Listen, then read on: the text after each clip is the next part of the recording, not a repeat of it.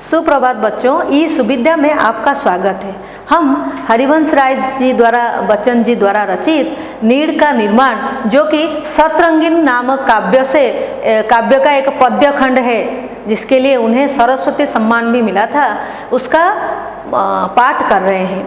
जैसे हम जानते हैं, इस कविता के माध्यम से कवि बच्चन जी हमें जीवन की कठिनाइयों से लड़ने और सब कुछ नष्ट हो जाने के बाद भी फिर से नए निर्माण की प्रेरणा दे रहे हैं।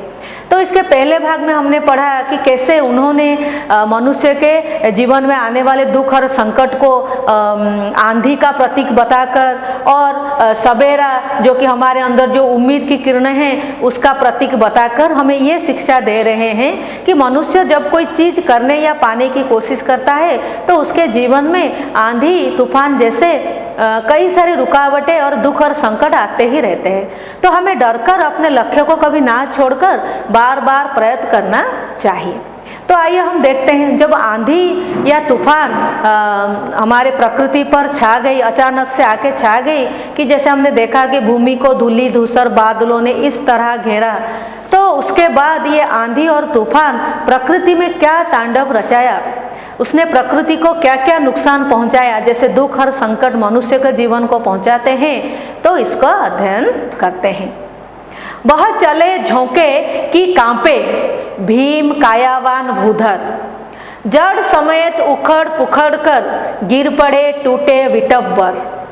हाय तिनको से भी निर्मित घोंसले पर क्या ना बीती, डगमगाए जबकि कंकड़ ईंट पत्थर के महल घर। बोल आशा के विहंगम, किस जगह पर तू छिपा था, जो गगन पर चढ़ उठता गर्व से निज वक्ष फिर नीड़ का निर्माण फिर नेह का आह्वान फिर। तो बच्चे देखिए, जैसे आंधी जब धरती पर अचानक से आ गई तो एक तो दिन रात सा हो गया, फिर रात भी और भी भयंकर और काली बन के आई। तो इस तूफान के कारण वह चले झोंके के कांपे। झोंका, जो हवा, जब हवा के अंश को हम लोग झोंका कहते हैं, वह चले हवा के झोंके। जो हवा होती है वो तो एक साथ नहीं चलती है, एक खंड में आते हैं, तो उसको खंड को झोंका कहा जाता है। तो यहाँ पर बहुवचन हो गया, वह चले झोंके। तो पवन के ये जो झोंके चलने लगे, कांपे, कौन कांपने लगा, थरथराने लगा, भीम कायावान भूधर। भीम का अर्थ क्या होता है, बड़े शरीर वाले को हम क्या कहते हैं, भीम शरीर वाला, या भीम मतलब बड़ा। कायावान, काया मतलब शरीर, तो भीम कायावान बड़े शरीर वाले। भूधर, भूधर आप जानते हैं पहाड़।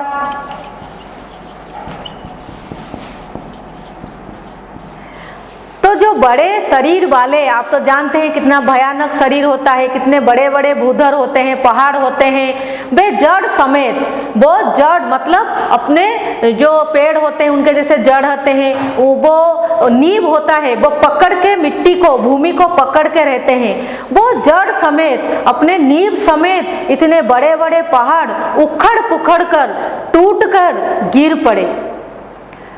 और जड़ समेत उखड़ पुखड़ कर गिर पड़े टूटे विटब्बर।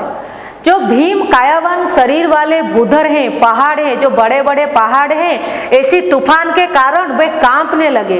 और जड़ समेत, जो पेड़ के जो जड़ है, जो मिट्टी को पकड़ के रखे हैं, वो उखड़ पुखड़ कर टूट कर गिर पड़े। कौन गिर पड़ा, टूट कर कौन गिर पड़ा, विटप। विटप मतलब पेड़, वृक्ष। वर मतलब श्रेष्ठ, जो पेड़ों में श्रेष्ठ होते हैं, वृक्ष में जो श्रेष्ठ होते हैं, विटप वर। जैसे आप देख सकते हैं अश्वत्थ गछ हो गया आपका, और जैसे बड़े बड़े पेड़ हैं जिन्हें पेड़ों में श्रेष्ठ बड़ा माना जाता है, वे भी जड़ समेत उखड़ पुखड़ कर गिर पड़े। तो बच्चों यहाँ पर देखिए, जो बड़े शरीर वाले भूधर हैं और जो विटप वर हैं, जो बड़े बड़े पेड़ हैं, उनको कभी धनी व्यक्तियों के प्रतीक के रूप में लिए हैं।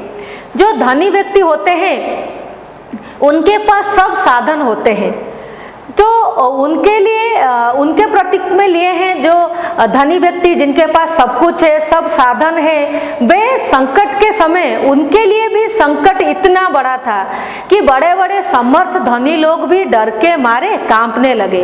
अगर जैसे कि भूधर कांपने लगा, विटंबर जड़ समेत उखड़ पुखड़ गया, तो कभी यहाँ पर धनी व्यक्तियों को भूधर और विटप के साथ तुलना किए हैं कि उनके पास इतने बड़े बड़े साधन होते हुए भी, इतने बड़े बड़े समर्थ लोग भी डर के मारे इस विपदा में, इस दुख में, संकट में वे भी कांपने लगे कि उनके अंदर भी संकट को सामना करने की कोई हिम्मत ही नहीं थी। तो सोचिए, तिनकों से विनिर्मित, तो तिनकों से विनिर्मित घोंसले पर क्या ना बीती। तिनकों से कौन घोंसला बनाता है? पक्षी, चिड़िया। विनिर्मित मतलब फिर से बनाना, बना हुआ, विनिर्मित बना हुआ। तिनका सूखी घास, तो सूखी घास से बना हुआ जो घोंसला है, जो चिड़िया का घर है, वो उस पर क्या ना बीती होगी। जहाँ पर इतने बड़े बड़े भूधर और विटंबर जड़ समेत उखड़ गए, कांपने लगे, तो जो सूखी घास से बनाए हुए घोंसले पर क्या ना बीता होगा। तो यहाँ पर बच्चों देखिए, चिड़िया को कवि ने सामान्य मनुष्य के तौर पर लिया है। तो जहाँ पर भूधर को धनी व्यक्ति, बड़े व्यक्ति के रूप में लिया है, चिड़िया को सामान्य मनुष्य के रूप में लिया है। तो आप सोचिए, जहाँ पर धनी व्यक्ति संकट के सामने कपकपाने लगे, तो सामान्य मनुष्य, साधारण मनुष्य की क्या हालत ना हुई होगी। पूरी तरह वो क्या करते हैं? बर्बाद हो जाते हैं, पूरी तरह उनका सब कुछ नष्ट हो जाता है, वे सब कुछ खो देते हैं। तो आप इसमें कभी आप यहाँ पर भूधर और चिड़िया का घोंसले का तुलना करके आपको बताना चाहते हैं कि जब दुख और संकट आता है तो उसके सामने कोई साधारण मनुष्य या फिर कोई धनी व्यक्ति या बड़ा मनुष्य नहीं आता है, ये सबके ऊपर प्रभाव डालता है। और इसके माध्यम से कभी आपको दुख की तुलना बताते हैं, किसके सामने कोई दुख छोटा है तो किसके सामने वो दुख चिड़िया की घोंसले की तरह बहुत ही बड़ा होता है।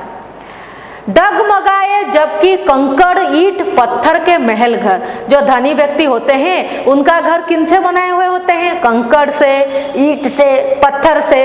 तो तूफान में उनका घर डगमगाए, तो आप सोचिए कि घोंसले पर क्या ना बीती। कभी इस दो पंक्तियों के माध्यम से आपको साधारण मनुष्य और धनी मनुष्य के दुख और संकट के बीच में तुलना करने की कोशिश की है। बोल आशा के विहंगम, किस जगह पर तू छिपा था? विहंगम आप जानते हैं, चिड़िया, पक्षी, विहंग। तो यहाँ पर चिड़िया को आशा के प्रतीक के रूप में लिए हैं। हमारे अंदर जो उम्मीद के किरण है ना, उसको उन्होंने चिड़िया के रूप में यहाँ पर लिए हैं। तो वो जो हमारे अंदर जो उम्मीद है, जो आशा है, यहाँ पर कभी उसको चिड़िया के रूप में लिए हैं। जैसे कि चिड़िया क्या करता है, वो चाहे तूफान जितना भी बड़ा हो, चाहे आंधी जितनी भी बड़ी हो, उसके घोंसले को चाहे जड़ समेत वो उखाड़ ले, लेकिन वो ना डर कर फिर से वही गगन में, वही आंधी के सामने, तूफान के सामने वो गर्व से जब क्या करता है, गगन के वक्ष पर फिर से उड़कर दिखा देती है। वो छोटी सी चिड़िया क्या करती है, वो गगन के वक्ष पर फिर से उड़ने लगती है। तो उसी तरह हमारे अंदर जो उम्मीद के किरण है, जो आशा है, वो क्या करते हैं, वो हमें फिर से ऊपर उठने की उम्मीद जगाते हैं। किसी भी हालत में हमें आशावान रहने को प्रेरणा देते हैं। तो यहाँ पर आशा के विहंगम के माध्यम से कभी हमें किसी भी हालत में आशावान रहने को कहते हैं। आज आंधी या तूफान के कारण अनगिनत पक्षियों के जो घोंसले हैं वो नष्ट कर देते हैं। आंधी और तूफान क्या करते हैं, पक्षी और चिड़िया जो होते हैं उनके घोंसले को वो नष्ट कर देते हैं। तब भी वो पक्षी हार ना मानकर बार बार अपना घोंसला बनाते रहते हैं।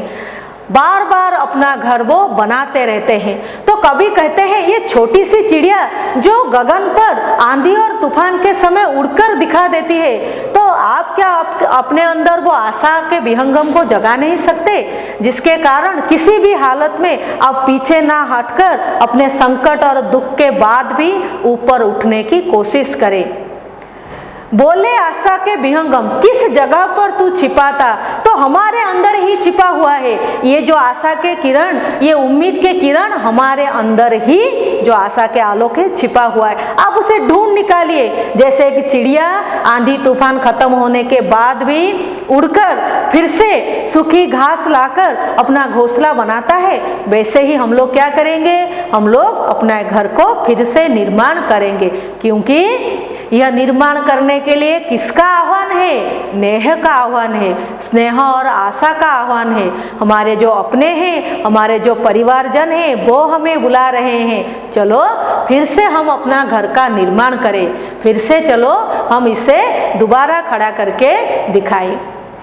जब आंधी उठती है, बड़े बड़े पेड़ उखड़ जाते हैं, तो उसी डाल पर घोंसला कहीं उड़कर टूट बिखर जाते हैं। और तो और बड़े बड़े मकान जो ईंट पत्थर से बने होते हैं, बड़े मजबूत होते हैं, वे भी ढह जाते हैं। उस वक्त एक छोटी सी चिड़िया नए जीवन की आशा लेकर आसमान पर उड़ जाती है, चढ़ जाती है। वह विपत्ति से डरती नहीं है, चाहे जो हो जाए। नीड़ का निर्माण, अपने घोंसले का निर्माण वो फिर से करते हैं। इसी तरह कुछ मनुष्य भी, हम मनुष्य भी ऐसे उत्साही होते हैं। तो बच्चों, यहाँ पर आपने देखा कि कैसे कभी चिड़िया के माध्यम से और भूधर और आपके बिटप के माध्यम से हमें दुख और संकट की तुलना के बारे में बताए हैं। तो आज के लिए बस इतना ही। धन्यवाद।